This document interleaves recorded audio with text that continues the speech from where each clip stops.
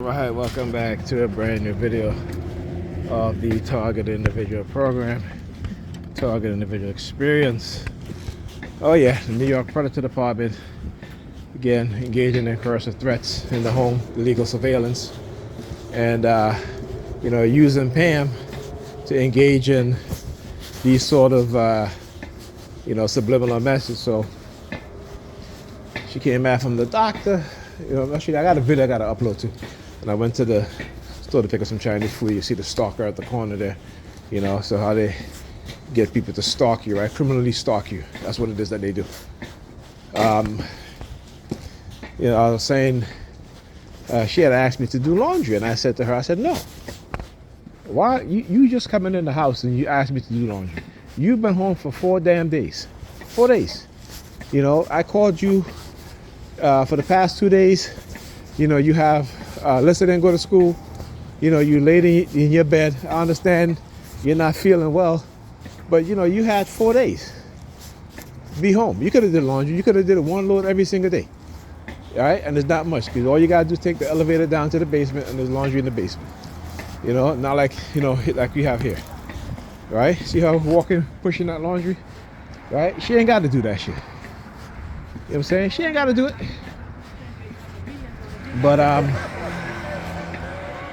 this is what they do. And again, they know I'm going to talk about it, so they had the old woman with the laundry, right? I should say that's the surveillance and what it is that they do. So when I told her no, the New York Predator Department started using their sirens. They send the fire trucks out to engage in this sort of noise attacks and so forth. And like I told him, I said, you ain't going to do that to me.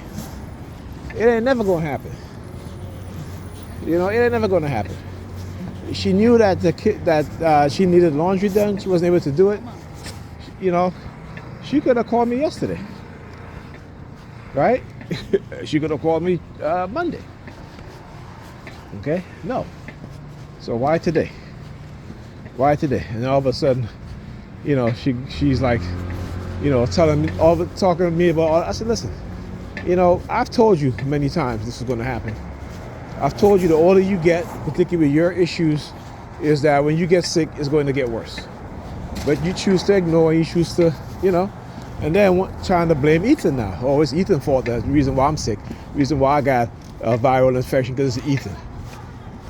I tell her all the time, I say, when Ethan goes out, when he comes in the house, you need to do what I do.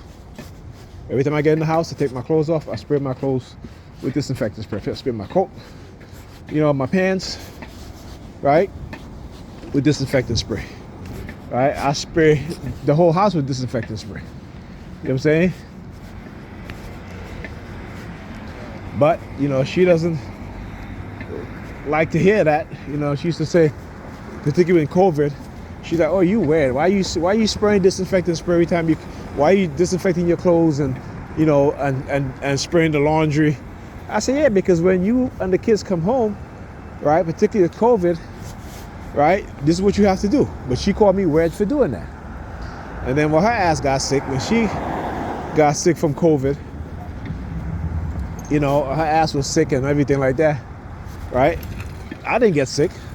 Why? Because, again, the fact that I was spraying, cleaning the bathroom all the time, multiple times during the week, or at least once a day, I would clean the bathroom. You know what I'm saying? And the sink. And I would spray, I would clean, I would mop, I'll do all that stuff. Right? So how she got COVID is because she went out with her coworkers. And she got sick. Ethan went out with his friends, he got sick. And I keep telling him, I said, Ethan is young. Right? These so-called viruses that's going around, Ethan is a teenager. He'll get through it. You, on the other hand, because you have issues, it's going to affect you more, right? And I said, and when you go out and you just hang around people without even understanding that, people are still getting COVID, right? And COVID had also it has what's the word? Adapt, and it has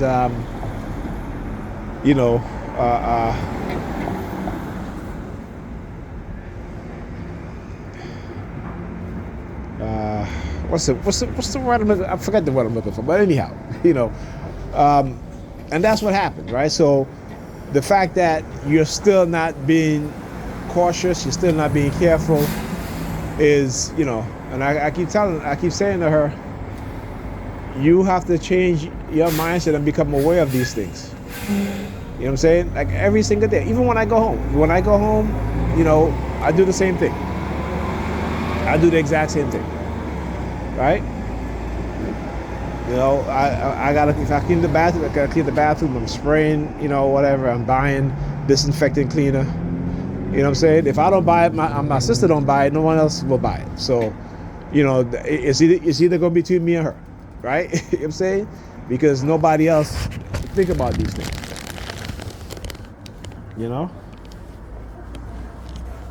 And so, you got, like I said, people just, they're so conditioned to be a certain way and to ignore a lot of the things, but like I said, when you're younger, I can excuse that. When you're younger, we just didn't know, right? We just didn't know. We all ran in different circles, right? You know what I'm saying? And so, and it's purposely done so that we're not around people who have consciousness. We're not around people who understand and who know the truth, right?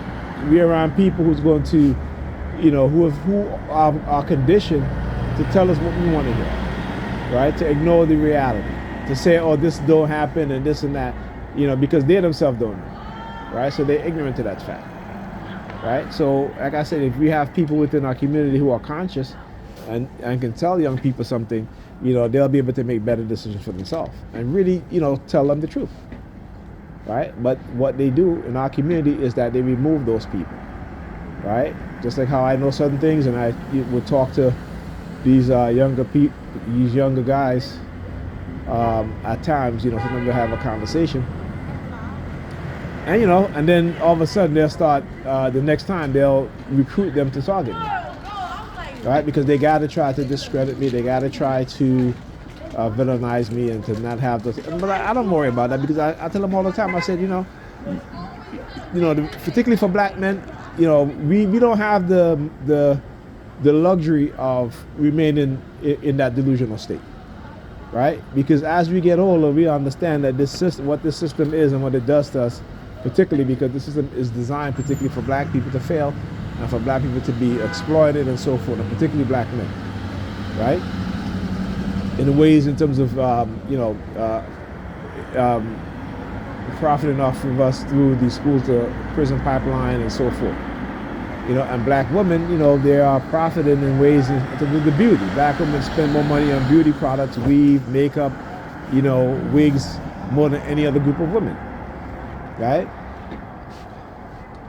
Because a lot of other women, they may spend money on makeup, but they're not spending all that money on weave and nails and all that stuff. But our women do, because our women have a lack of self-confidence as to who they are as black women. And even though they'll they have to delude themselves into, a lot of them delude themselves into thinking that they're a bad bee, as they will call. It was funny. I was watching a video where this guy wearing a t-shirt, and he says, the t-shirt says, "Hug me if you are a bad bee," right? So this older woman now, this woman got to be like in her 40s, overweight, and she goes and she hugs him, and she has her 2 kids there, and her kids are like teenagers or young, very young children, right? And the young guy, her young son was like, oh, her grandson, whoever the hell he is, but he was like, no, you ain't hugging her, and he was like, she's hugging me. Just because he wore a t-shirt that says, I need a hug from a bad bee. And this woman was overweight. When I tell you she was big, right? So again, when you have women who have deluded themselves in such, instead of taking the time to go to the gym to work out, so you can be the best bad bee you can be. But when you are bad bee in your mind, but your reality is the opposite, then you end up looking really, really, delusional in the sense that, because that's what you think you were bad bee. And of course they'll say, well, in my mind and this and that. That's in your mind. That's in your mind. But if you claim it to be such, I know for me, a bad bee, I don't even call them a bad bee, but a beautiful woman who I consider to be attractive or beautiful or pretty, they don't have to be super fit. They don't have to be. Shit, they don't even gotta go to the. Well, I hope they go to the gym and work out. But they don't gotta be all toned up and ripped. You know what I'm saying? No. But at least they have to understand that their weight matters, right? Not only, and it shouldn't matter to the fact that yes, as men, we are attracted to the physical first, but women are too, regardless of what they say, right? But here's the thing too, right? They will ignore the physical for the monetary things, right? So if a guy's driving a nice Mercedes or whatever vehicle, luxury vehicle, they will look past, the ugliness, right? Because a lot of them do it. They'll say, well, he ugly, but his money makes him attractive. Right? Or women would say that shit. A man would never say that, she's not attractive, but the money makes her attractive. No, men don't do that. Women do that. Because women are hypergamous. Men are not. Right? Women are hypergamous. Hypergamous. They love dating up. They love men who make money or have the appearance of money. Right? Because that is in their nature. And I understand that. So I don't really fault them. But I'm saying that if you're going to do all of this, go to the gym and work out. It will be healthier. You will look better. You will feel better. You know what I'm saying? You'll be disciplined in terms of what you eat. Right? You know what I'm saying? And again, but, you can't tell them nothing. Even when listen, when I was younger and I was dating, right? My fiance and I signed up for the gym. We worked out together. I had another girlfriend that we worked out together, right? Any woman that I was seriously in a relationship with, at least, they had to be, at least, they have to be like go to the gym all the time, but they have to be fit, right? Or what you would consider fit. They didn't have to have a big booty or they didn't have to have big breasts. I like the personality, but if the personality comes with, with the exterior looking fine, that's a bonus. You know what I'm saying? But yeah, so for me, when I was younger, working out was a big part of my daily regimen. And like I said, I tell young people today, you work out. I tell my son, my 20-something-year-old son, that join the gym. Join the gym. Like his mother didn't have to work out. She was just naturally, thick in the waist, thick in the thighs and behind and small in the waist, but she was tall. She's 5'9". I think the most I ever see her weight was like 150, and then she got pregnant and she went to like 170. But again, you're younger, you take care of yourself, you eat healthy. So even if you're not working out, you're still, and then back then people used to walk. We used to walk a lot. So, you get exercise from there. We used to go out on dates, we used to walk. If we're not driving, we're walking, right? We walk around the city, you get parked and walk around the city, what have you. Nowadays, people just want to drive everywhere, they don't want to walk. So at least, we had that, right? You know what I'm saying? Like a woman, back then, I had no problem saying, hey, meet me here, such and such. It's not a problem, not today though. You know what I'm saying? Not today. Go for a walk in the park, we go out for ice cream. That used to be a date, going out for ice cream. On a Sunday in the summertime, hey, let's go on an ice cream date. That's fine. Haagen-Dazs was my thing. We go to Haagen-Dazs down in Soho. That was fine. We go out to dinner. We go to we used to have a restaurant called Brazil, Dos Caminos, a couple other restaurants that we used to go to. I forgot some of the names of them. They used to have like Sylvia's back then, another black-owned restaurant on the Upper West Side. I forgot the name of it. There were quite a few. I think it was called, is it Mecca? Mecca, yeah. Nice soul food and stuff like that. And the meals was not that expensive. You can go out and have a good meal, you and your date. And the movie, you can go to a movie, have a dinner date, and you're spending less than $150. Right? And that's for two people. That's the movies and dinner. Right? You know what I'm saying? You know, and back then, you know, women were not ashamed to be like, you know what, since we're gonna have movies, then let me pay for the movies and you pay for dinner. And that's, you know what I'm saying? This is not today though. Not today. Today these women are just, I tell you. That's why I tell my young brothers, I'm like, I'm sorry for you guys, man. I am sorry for my young brothers. Because the way how these young women are being brought up, the way how they're being trained is in the worst way. No, I thought I saw a bus. So what the heck? I gotta put my book back on. You know, they're on this shit again tonight. I ain't trying to have that. I am not trying to have that.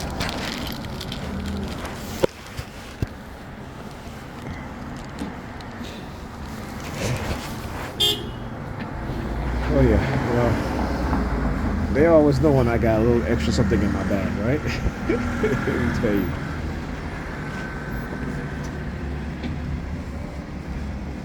But yeah, that is what they do, man.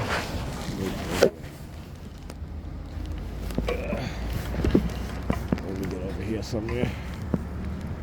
Oh yeah, you know. So, like I said, not today.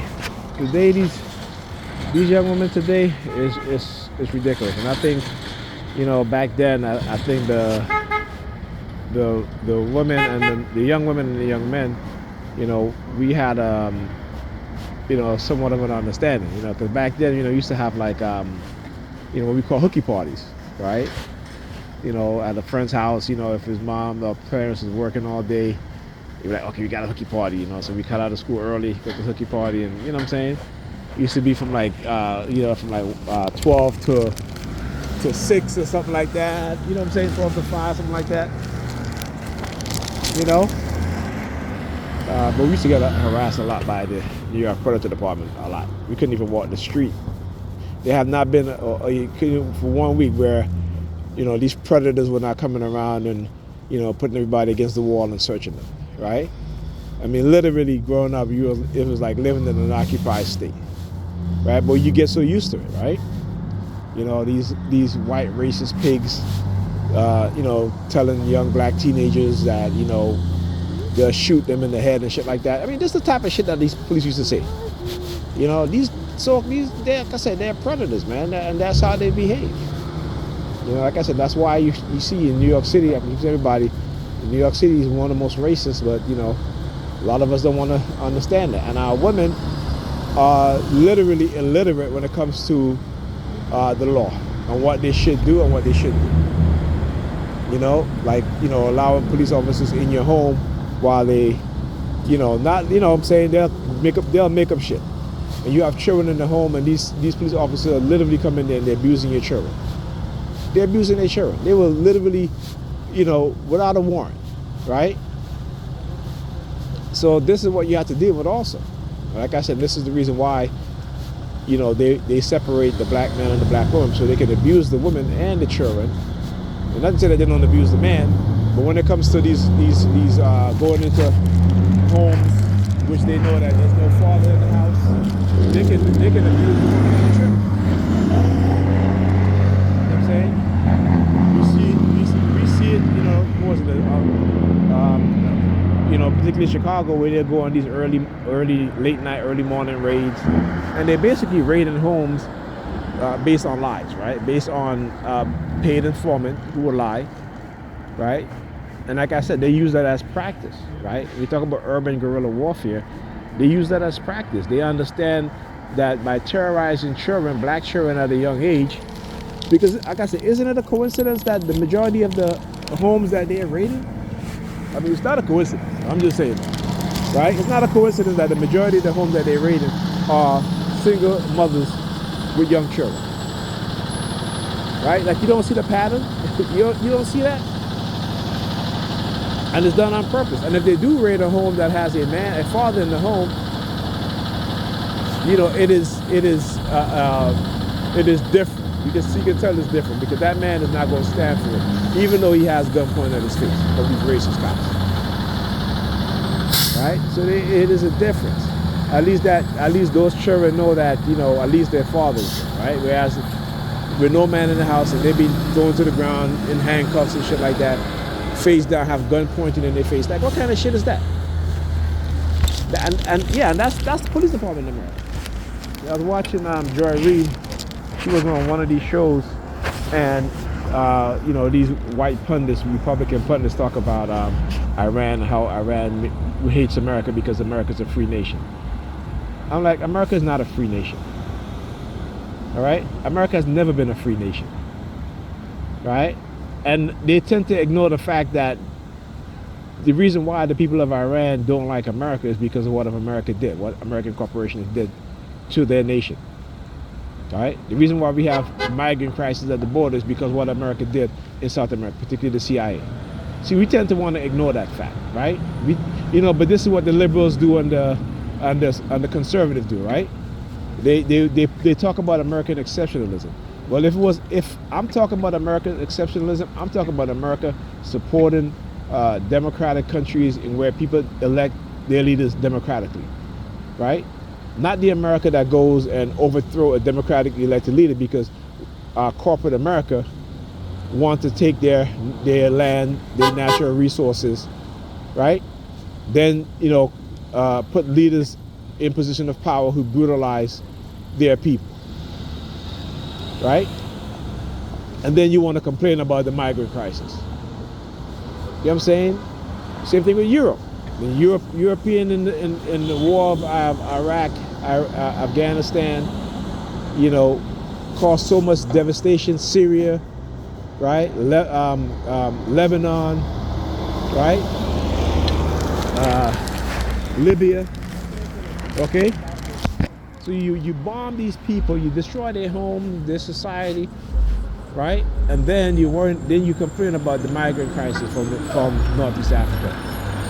Well, how about you stop doing it? How about you stop doing it? How about when you say that you're going into free people, that you're going into freedom from actual dictatorship, right? And with Iran, what's happening now, I wouldn't blame Iran after this ends to seek to have nuclear weapons. I would support them. When other nations see how the American, under this president and this administration, have engaged in literally, violating international laws, violating any sort of peace treaty, that they can go and they can kidnap president, they can go and they can bomb this nation because they don't like their leaders and so forth, and they can engage in regime change, and they're being proud of it, right? Then other nations are going to look to acquire nuclear weapons.